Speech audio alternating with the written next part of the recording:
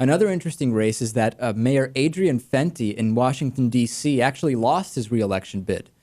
City Council Chairman Vincent Gray actually beat him in the Democratic primary. Washington, D.C. is an interesting place politically. As we know, they don't have senators, first of all.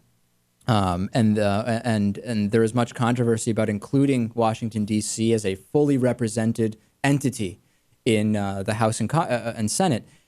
It's always interesting to see what happens there. Adrian Fenty certainly associated with Barack Obama in many ways. Some are saying this is somehow a reflection on Barack Obama. I don't really see that. And then always lingering in the background, Lewis, is how will the mosque stuff affect November? Will it at all? I mean, does a Tea Party race, is Christine O'Donnell in any way affected by what's going on with the Ground Zero Mosque? Or as I think we should rebrand it, the Fox News majority-shareholder-funded mosque. Right, like will these people campaign on that? I don't know. I'm not sure. Yeah, it's. I'm sure they'll slide it in there at least a little bit. If it's possible, they will mention it. Yeah. Well, on our members podcast, we actually uploaded an old Man on the Street segment that we did. It's embarrassingly bad. I don't know if you remember when we did this one, Lewis. One of the questions was, who's the vice president? And some people didn't know that it was Dick Cheney at the time. We both sound horrible in this thing, but we put it up on the members podcast. So if you're not a member, midweekpolitics.com/membership, and you can get that. Do we have time for the funny candidates segment? There's a bunch of stuff to get to here, and it's if we have time, I want to do it now. Well, I think we do. Phil, there's two candidates I want to tell you about. One is Phil Davidson, and by the way, if you have a computer, if you have an internet connection, if you're aware of YouTube.com, you may have seen some of these. One is Phil Davidson, and the other is Chris Young. Phil Davidson is a Republican candidate, and if you didn't know he was a Republican, he'll tell you in a second, who is running for Stark County Treasurer in Ohio. And I don't know that this needs much explanation. This is a recent speech he gave, and he was very excited. Take a listen. Ladies and gentlemen of the Stark County Republican Party Executive Committee, good evening. And thank you not only for your attendance, but for allowing me the opportunity to speak. My name is Phil Davidson, and I am seeking our party's nomination for the position of Stark County Treasurer on November 10th, November of 2010, excuse me. In terms of my background, I am from the village of Minerva, where I am serving my 13th year of elected service as a Minerva Council member. Right. In terms of education, I have a bachelor's degree in sociology, a bachelor's degree in history, a master's degree in public administration, and a master's degree in communication.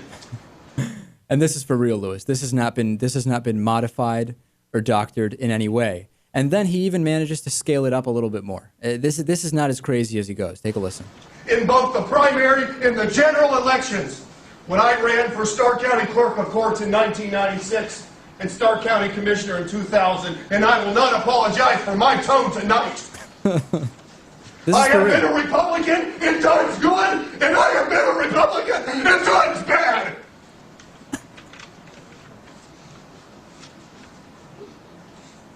And now he's just walking around. Albert Einstein issued one of my most favorite quotes in the history of... So then he starts going into the various quotes. This is for real, ladies and gentlemen. This is a man who represents apparently a Midwest Republican. He lost the primary, by the way. But it's certainly it's certainly not going to affect the amount of fun we're having with it. And people on YouTube absolutely loving the remixes. Here's one. This is the Braveheart remix of Phil Davidson. Take a listen to this one. I am from the village of Minerva, and I will not apologize for my tone tonight. This is the opportunity we've been waiting for. I will hit the ground running, come out swinging, and end up winning. Let's send a message tonight. All right, so that's one. And then obviously, Lewis, I know you're a big fan of 2001: A Space Odyssey, right? Gotta love Kubrick, yeah. And so here's another version. Here's another interpretation. My name is Phil Davidson, and I am seeking our party's nomination for the position of Stark County Treasurer. I am from the village of Minerva. I have a bachelor's degree in sociology, a bachelor's degree in history. So that's Phil Davidson for you. That's one candidate. He's a Republican. Now, I don't want to get criticism for saying we only criticize the crazy Republicans. Here's a crazy Democrat, and this guy is just as crazy or even more. This is Chris Young, Providence, Rhode Island mayoral candidate. Yes, he's a Democrat, and yes, he's crazy. It is possible, Lewis. Although he seems to be a Democrat only in name, if you look at his positions. First of all, he proposed to his girlfriend during the closing statement of a recent debate. You can't make this up, Lewis. He really did it. Here's the proposal. What I want to say is that now is the time to rebuild anew. Now is the time to reach our potential. Now is the time for me as well to start anew and thank those who've helped me throughout my life and love those who've helped me throughout my life. So I want to say to Carol, will you please marry me?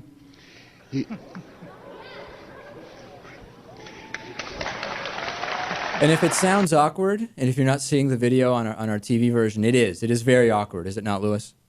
It is a little awkward, yeah. So this is a good way of taking attention away from your opponents, but it's bizarre. Now, here's where it really gets interesting, and we might go over by a minute here, Lewis. He goes on to a Fox Providence show. He is specifically asked not to bring his guitar out, right? So he has this guitar that he asks to play a song, and he's asked not to bring it out. So he brings out a recording of a song, and I don't know if we're going to hear an ad here. I hope we have it. He brings out a recording and starts singing along, and the anchor is absolutely not happy with him. We do have here just a few seconds to wait. So he brings out a little recorder. He takes it out, and the newswoman is literally just staring at him. I mean, she can't believe that he's actually doing this, and he starts trying to sing during the segment. Here we have it. I'll bring it up for you now. I think we have it anyway. I wish we had it, but we may not. Lewis, is that a fact?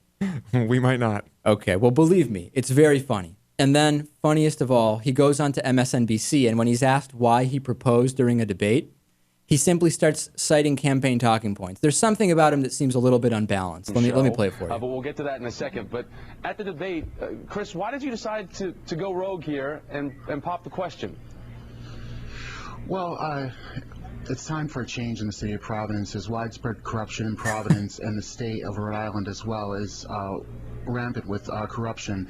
And Kara and I want to change that together. So all the candidates who are running right now in office for Mayor of Providence, and also Kara's running for Congress and Lieutenant Governor in Rhode Island, the other candidates either work for the city or state of Rhode Island, and we bring about a real change. But Chris, how does making a proposal during that set real change? That's what I want to talk about. Why use that opportunity to propose to your girlfriend? Well, there's an attack on religion in our society right now. Every people, tribe, tongue, and nation gaze on our church and the Church of Peter and gloat over it, that it's been killed, they say. But Christ said that the gates of hell shall not prevail against the church, that it's been, Okay, I can't really take much more of it, but obviously, Lewis, he's just going, is he crazy or is he going with misdirection? He seems to just be a little bit off balance, does he not? I think he's just an odd fella. He is a strange fellow. Well, we're going to take a break. Coming up later on, we'll talk about who is monetizing 9/11. Literally, we'll talk to Orly Tates and plenty more. Stay tuned to Midweek Politics. This is Midweek Politics with Dave Pakman.